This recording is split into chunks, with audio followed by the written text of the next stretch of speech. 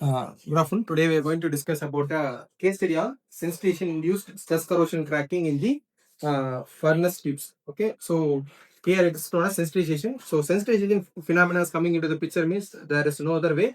The stainless steel tubes are there. Okay, in order sensitization is nothing but if stainless steel tubes or any material, stainless steel, any type of billets or anything is heated from 500 to 800 degrees Celsius. So this is the microstructure of a stainless steel. Okay, when it is heated around the temperature about 5 to 800 degrees Celsius, you can see that there is a formation of chromium carbide where the carbon will take the chromium from the grain boundary. So this is the grain boundary area. Here the carbon will take out the chromium and forms chromium carbide. So once the chromium carbide start to form, there will be a depletion of chromium. So this depletion of chromium in turn leads to the corrosion to occur. So this corrosion, this phenomena is known as sensitization. So let's see what is happening in this case, right? So after visual inspections of the outer surface, the cracks were appear to have stopped near the welder stud on both sides of length of the crack. The two cracks were measured in the length of one length is 20 mm and another is 80 mm in there. The studs were oxidized but no thicker scales were observed in this visual inspection. So next slide we can see the cracks on the outer surface. The yellow arrow mark shows the where the crack happened in the steel. So in the visual inspection on the inner surface, you can see there is some porous crack, black color deposits. It is found inside this area. So that is it's marked in the red color. So in the zoomed area of this deposits are seen here. You can see some porous structures as it mentioned here. So there is no deep pits or cracks that is seen in the naked eye. So X-ray diffraction analysis, the internal deposit layer was removed from the tube and analyzed along with the base metal specimen using X-ray diffraction method. Observed XRD plot for the deposit is shown in the figure after this layer. From this from the strong 2H peaks and the corresponding D values, the deposit was indefined as graphite and the sulfur oxide compounds. So in this you can see these are the peaks as friend says. These peaks indicates that it is a graphite sulfur oxide, and these peaks indicates the 246 peaks indicates it is an arsenate which is seen in this stainless. Okay. Then observed result was confirmed that the base metal is a niobium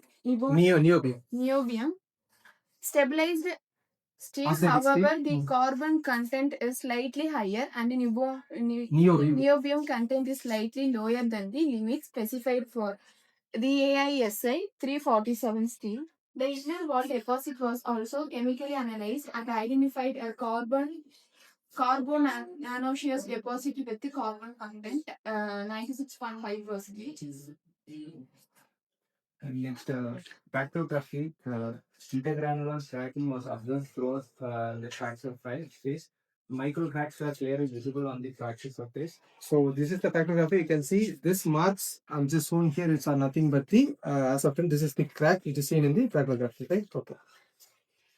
So the metallography, the first one is unetched. So the inner wall of the failed tube in the unetched condition showing multiple cracks in the transverse direction of the tube. And the longitudinal section of the tube inner wall side of specimen showing the corrosion pit which penetration of intergranular cracks in the tube transversion direction. So coming to the etched part, 10% of oxalic acid solution and ASTM A262 practice A routine data. So the optical micrographs, inner wall surface viewing show it actually shows that the intergranular cracking, corrosion filled crack proportion in the transverse direction, and sensitized nature of the grain boundaries marked by the ditch structure. So this is the sensitized area. As our friend said, these are the sensitized area where the cracks has propagated towards the or through the metal, right? So the carbon steel stud showed ferrite pearl-like structure.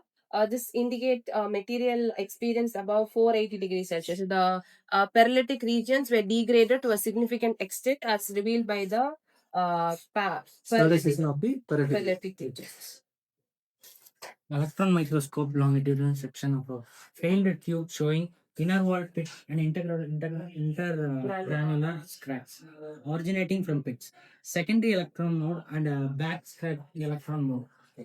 So as I can say, these are the two types of variations. Will shows the one is it is a secondary electron, it is a backscatter electron, where you can see the differences in the same micrographies. And then the specimens cut from failed furnaces, tubes in service exposed conditions, in service exposed solution panel from 1100 degrees Celsius from one edge, and condition were subjected to DLEPR to test quantification of the sensitization in the terms of degree of sensitization (DOS). Severity of sensitization can be effectively evaluated through the electrochemical method or of tube double loop electrochemical pattern. It is a dynamic reactivity test. Okay, so this is the test where you can see it is the DLPR EPR test. You can see this using this formula. You can see whether it is completely corroded or not. Right? Okay. So on the optical micrography, you can say one is it is surface exposed, the other one is surface exposed plus solution nailed. These two these two areas you can see the corrosion can be seen in the first area when compared to the